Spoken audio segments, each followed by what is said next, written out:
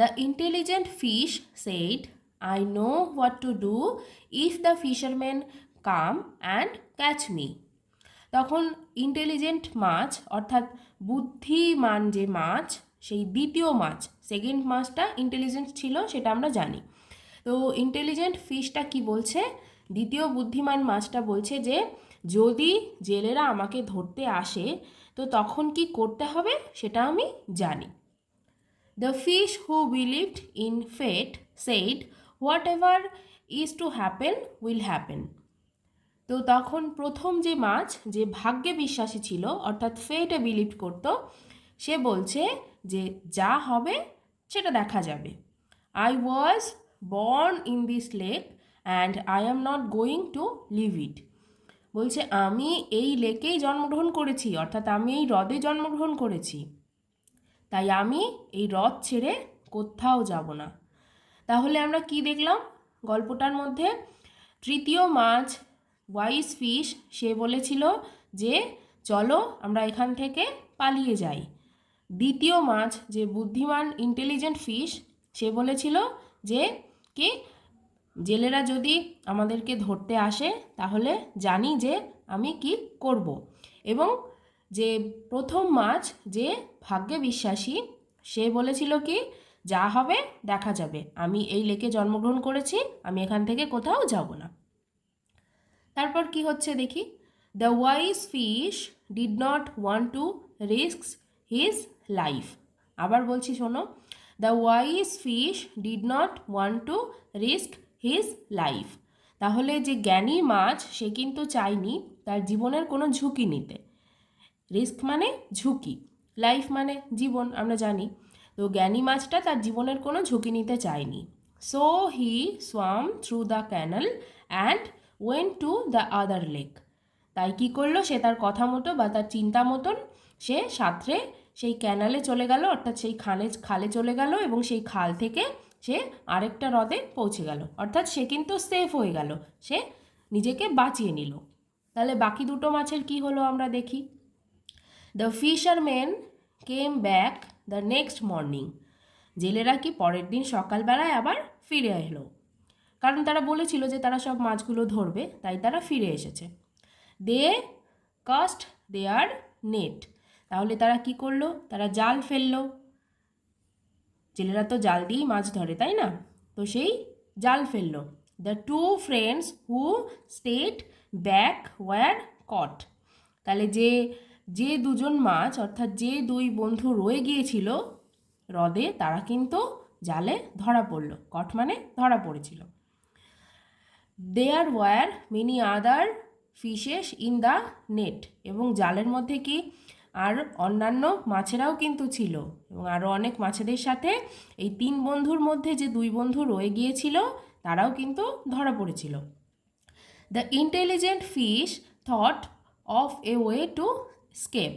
তাহলে দ্বিতীয় মাছটা যে বুদ্ধিমান মাছ ছিল সে কিন্তু ভেবে নিয়েছিল যে কিভাবে নিজেকে বাঁচাতে হবে, কিভাবে নিজেকে জেলেদের হাত থেকে ছাড়িয়ে নিতে হবে, জাল থেকে কিভাবে মুক্তি পেতে হবে সে বুদ্ধিটা বার করে ফেলেছিল। তো সে কি করলো, হি acted as if he war dead. তাহলে কি বলছে, সে এরকম একটা নাটক করেছিল।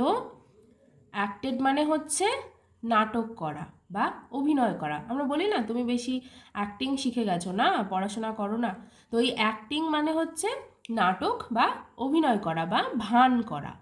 তো হি acted as if he war dead. তাহলে সে এমনভাবে পড়েছিল যেন সে মরে গেছে, মরে যাওয়ার ভান করে সে চুপচাপ স্থির হয়ে পড়েছিল। The fisherman threw him back into the lake. আর জেলেরা মরা ভেবে কি করলো, তাকে জলের মধ্যে ওই হ্রদের মধ্যে ছুঁড়ে ফেলে দিল। But the other fish who believed in fate was still jumping in the net. কিন্তু যে মাছটা ভাগ্যে বিশ্বাস করছিল যে যা হবে দেখা যাবে, সে কিন্তু ওই জালের মধ্যে ধরা পড়ে লাফালাফি করছিল, কিন্তু তার বাঁচার কোনো রাস্তা বা উপায় কিন্তু ছিল না। The fisherman struck him dead. এবং কি করলো, জেলেরা তাকে ধরে নিয়ে চলে গেল এবং তাকে ওই জালের মধ্যেই মারা পড়তে হলো। তাহলে আমরা যে গল্পটা আজকে পড়লাম, এই গল্পটা থেকে তোমরা বুঝতে পারলে তো যে সবসময় কিন্তু সব কিছু ভাগ্যের ওপর ছেড়ে দিলে হয় না। কিছু কিছু জিনিস বুদ্ধি দিয়ে বা জ্ঞান দিয়ে সেই সমস্যাগুলোর সমাধান করতে হয়, বিপদের হাত থেকে নিজেদেরকে বাঁচাতে হয়। দেখো লাস্টে যে লাইনটা রয়েছে, অ্যাডাপ্টেড ফ্রম টেলস ফ্রম পঞ্চতন্ত্রম, অর্থাৎ তোমরা পঞ্চতন্ত্রমের নাম শুনেছ আশা করি সবাই। পঞ্চতন্ত্র থেকে এই গল্পটা নেওয়া হয়েছে। এবারে আমি তোমাদেরকে বেশ কিছু শব্দার্থ বা ওয়ার্ড মিনিং সম্পর্কে বলবো। তো বন্ধুরা, এবার চলো আমরা কিছু ওয়ার্ডস মিনিং বা শব্দার্থ জেনে নিই। আমি এখানে কিছু শব্দার্থ বেছে খাতায় লিখে রেখেছি, তো সেগুলোই আমি তোমাদেরকে দেখাচ্ছি।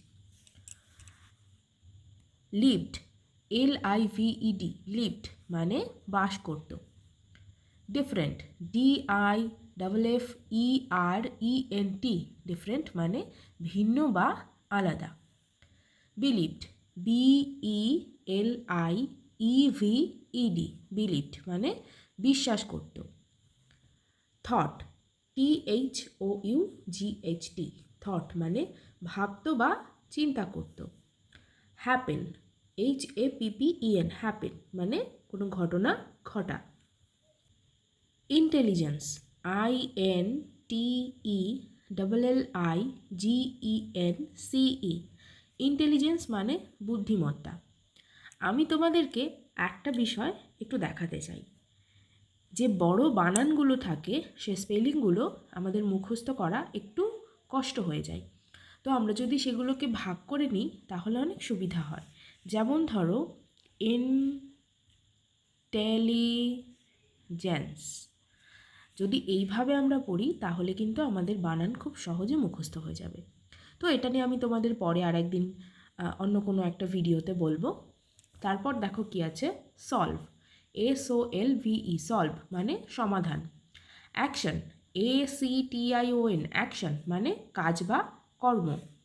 ওভারহেয়ার্ড, OVERHEARD, ওভারহেয়ার্ড মানে শুনতে পেয়েছিল। ক্যাচ, CATCH, ক্যাচ মানে ধরা। LAKE, লেক মানে হ্রদ। CANAL, ক্যানাল মানে খাল। এই হ্রদ এবং খাল কিন্তু জলাশয়ের অন্তর্ভুক্ত, অর্থাৎ এগুলোকে জলাশয় বলে। তাই আমি ব্র্যাকেটে জলাশয় লিখে দিয়েছি যাতে তোমাদের বুঝতে অসুবিধা না হয় বা মনে রাখতে সুবিধা হয়। রিস্ক, RISK, রিস্ক মানে ঝুঁকি। লিভ, LEAVE, লিভ মানে ত্যাগ করা। স্কেপ, ESCAPE, স্কেপ মানে পালানো বা লুকানো। অ্যাক্টেড, ACTED, অ্যাক্টেড মানে ভান করেছিল অথবা অভিনয় করেছিল। স্ট্রাক, STRUCK, স্ট্রাক মানে আঘাত। তাহলে বন্ধুরা, আশা করছি তোমাদের ভালো লেগেছে, তোমরা শিখতে পারবে।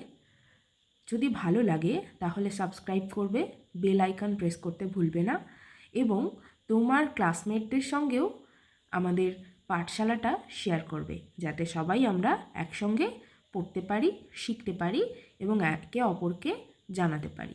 ধন্যবাদ।